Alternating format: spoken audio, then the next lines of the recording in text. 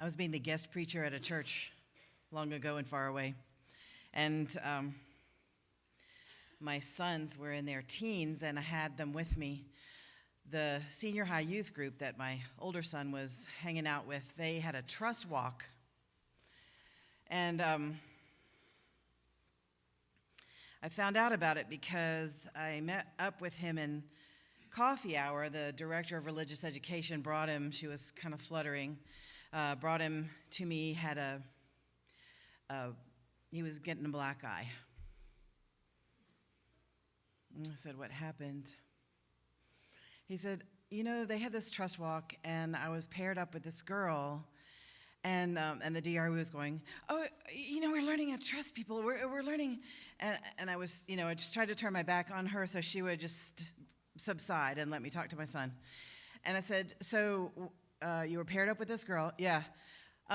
So we're blindfolded. I was blindfolded, and she was leading me through the church, and there's this doorway that goes into the fellowship hall, and it has a metal bar down the middle of it. And suddenly I hear her say, "Look out." And I ran into it. And I said, "Honey, I'm so sorry. What can we learn from this?" And he's like, "I don't know." I said, "Don't trust people you don't know." And she was like, no, that's not what we want to learn. I'm like, yes, I'm the mother. That's what I want him to learn. Why would you trust somebody you don't know to blindfold you and lead you around a church you don't know? Ugh. I have trust issues, I will admit it. I wanted to talk more about this, and the way that it came up this time was I was with the Healthy Relations team talking about the church's covenant of healthy relations, and we were rewriting it just a little bit, not because there was anything wrong with it at all. We just wanted to rewrite it so that it would be obvious to us and everybody else that it was a living document and that you could keep writing it and keep evolving it according to our evolving understanding, because one of the tenets of our liberal faith is that revelation is ongoing, and so you can expect to learn more. And you can expect for the way you think about things to change as your understanding of things changes and as the situation changes. And so I had asked them if we could talk about this part of the covenant that said that we'll operate within an atmosphere of trust. I said, can you help me understand what that means? And they said, well, I think it means that we'll trust one another's goodwill. And I said, uh-huh. And then, well, we started having this long talk about trust. And I said, I'm not comfortable with that because I don't want to trust people I don't know, number one. And I think that people have so many different understandings of trust. Number two, that when you agree to a covenant that says we're going to trust each other in there, I'm going to mean something different from what you might mean. And so it sets us up for disappointment. I mean, what if somebody means they're going to trust me to be the person that they would be if they were me? That's not going to work because I'm going to be me. You can trust me to be me, no problem, over and over again. But you can't trust me to be the person that you think I should be unless it just happens to go with the person I am, which is a pretty good person. But what if I hear this so often. I thought she was my friend. And I say, why do you think she's not your friend? Well, because she did such and such. And that's not something I would do if I were a friend. And I say, well, that's something she would do if she were a friend, obviously. So you have a different idea of what being a friend means. You trusted her to be a friend like you would be a friend. But that's not how she does friendship. So it doesn't mean you can't trust her. It just means you can trust her to be who she is. You just can't trust her to be who you wish she would be. What if somebody trusts you to keep secrets that you shouldn't keep? That's no good. because you shouldn't keep those secrets. You should tell those secrets. Or what if somebody trusts you to have the same values you do? And you can't tell by looking what values people have. But if you like somebody, you just tend to assume that they have the same values that you do. And then you kind of get surprised, which is sometimes good, but not if you've trusted them to be the person you thought they were just from what they were wearing or something. You can't count on somebody to be the person you think they are. You can count on them to be the person that they are. What if somebody trusts me to be way cooler than I am? And I'm not, and they get disappointed. I hate disappointing people. I hate it. So I think people will disappoint you. And I think, so I put a seminar question. I do this on my Facebook page sometimes. Seminar question. What would you mean if you signed a document that said you were going to trust somebody? You were going to operate in an atmosphere of trust. And ministers answered, lay people answered, and the first answerers said, well, I would trust other people's good intentions and their goodwill. And then other people said, well, what if they don't have good intentions and goodwill? What do you do? Well, I trust people. And the discussion got interesting. People kind of came to the place where they said, well, you just trust different people different ways.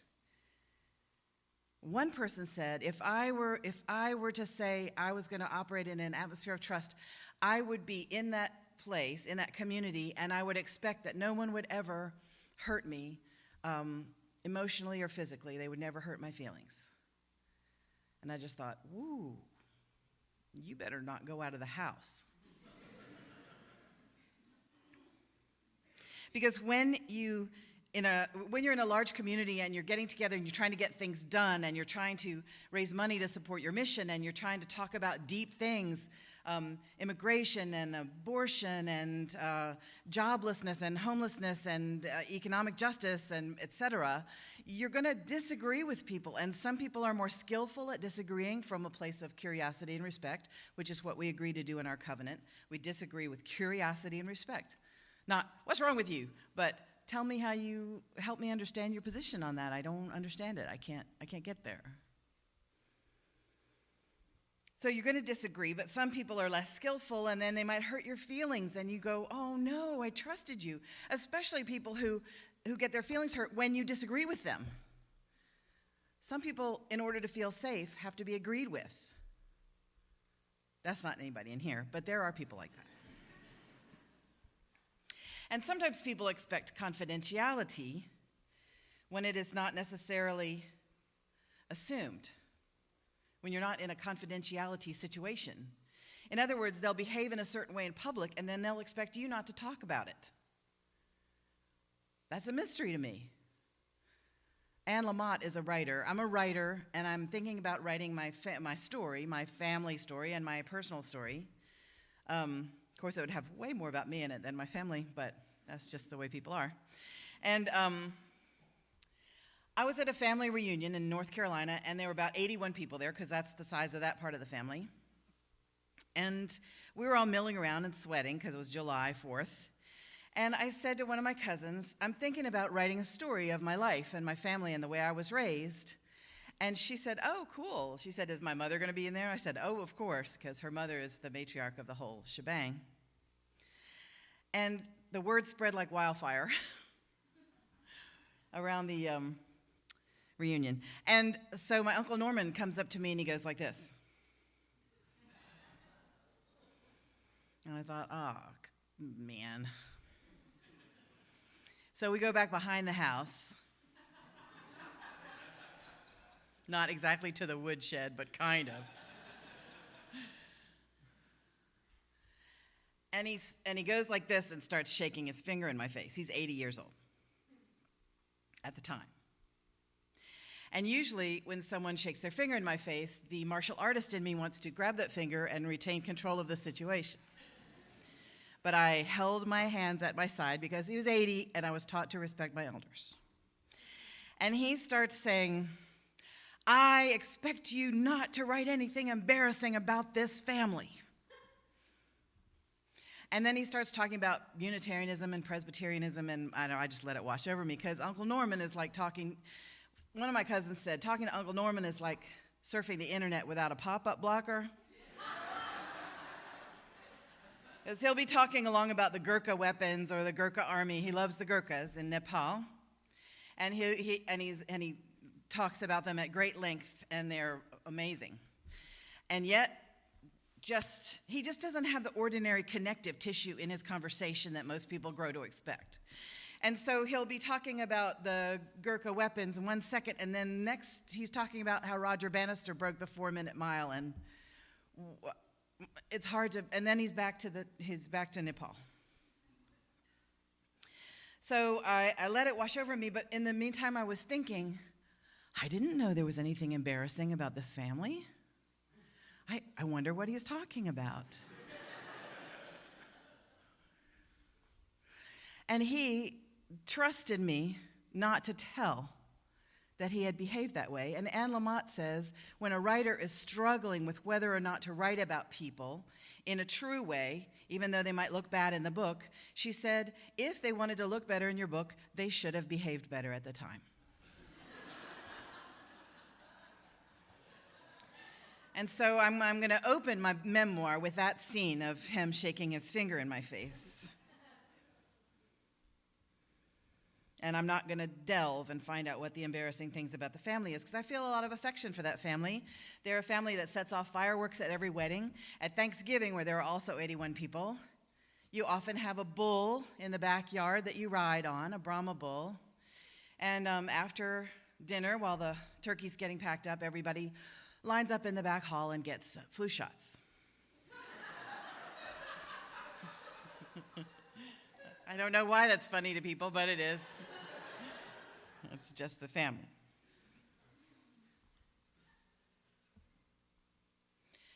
So one person's idea of trust is different from another person's.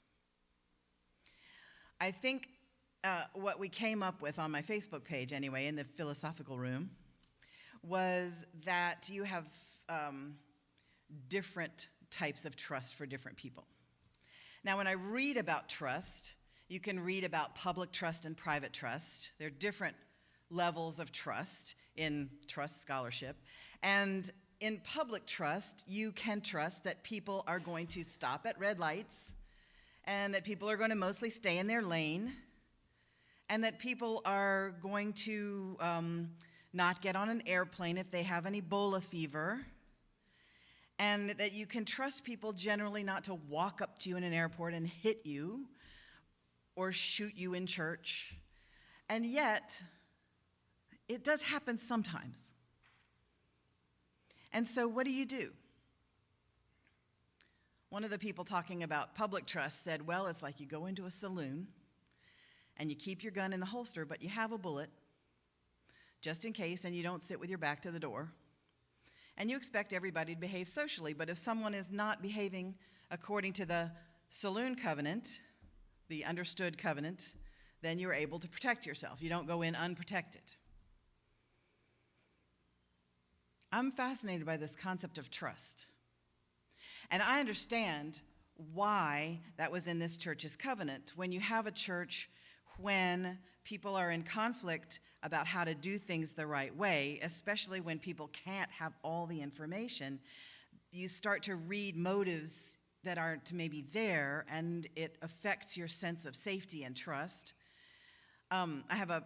You all have heard this story before. My friend who's a minister in North Carolina, and he was talking to a couple of people after the service, just standing in the pews, about what they were going to do with this terrible piece of art that had just been donated by a beloved person in the congregation. And it was hideous, but the person was lovely.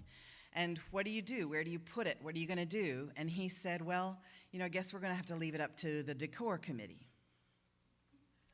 So the next Sunday, two people confronted him after church and said, I want to know how you get on the core committee. How do you get on this committee that decides everything secretly? How do you, I always thought that there was a sort of a secret cabal of people who were deciding everything in this congregation, and it's not transparent, and you need to tell us how we can get on that committee, or at least go see the committee meetings. And he was just like, I had no idea what they were talking about. And he said, and then I said to them, I have no idea what you're talking about. And they said, oh, yeah, of course you do. Of course that's what you would say. But I saw you talking to those people, and you talked about the core committee. And he was like, who was I talking to?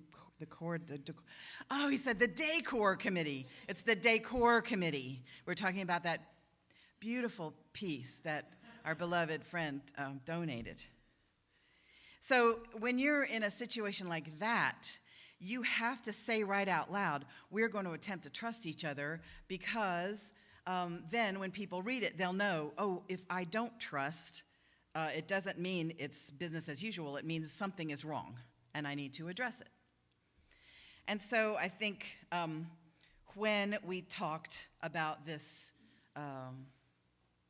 covenant, it made all kinds of sense why that was in there, and it made all kinds of sense that we would maybe unpack it and put it in different terms. So if you go into House and Hall for coffee and you look at the covenant of healthy relations, I think you would find that the bones of trust are in there. And it's a kind of public trust. I would say a medium between public and private trust. You know, there are people that you would trust to drive you somewhere, but you wouldn't tell them a secret that you didn't want everybody to know. And there are people that you would just completely 100% trust with your life, with your deepest, darkest secrets, like that you enjoy watching Steven Seagal movies, even though they're bad. That's about a friend of mine.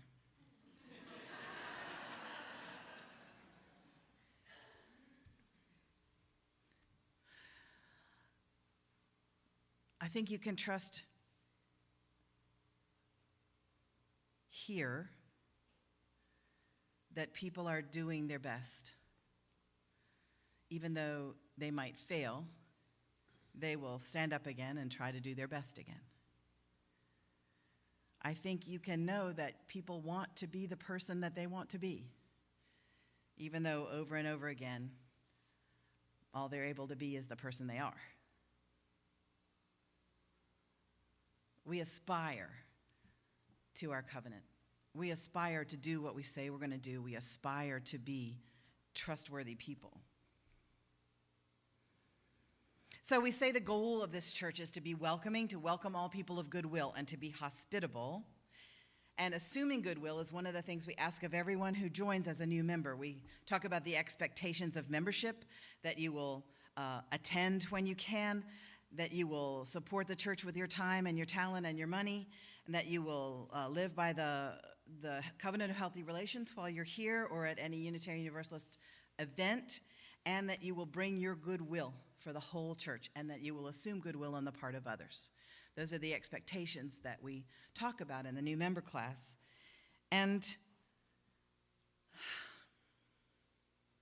I think when you have goodwill and when you assume goodwill, you can disagree more bravely. We don't want a place where people are scared to disagree. Disagreeing does not break the covenant. You disagree from a place of curiosity and respect. Help me understand why you made that decision. Help me understand how we're going to do this process. Help me understand what's going to happen. I assume that goodwill will be involved. So we want to make a welcoming community, which means several things to me. It means you feel befriended when you're here. It means that you feel safe when you're here, that you're not going to be brutalized physically or emotionally.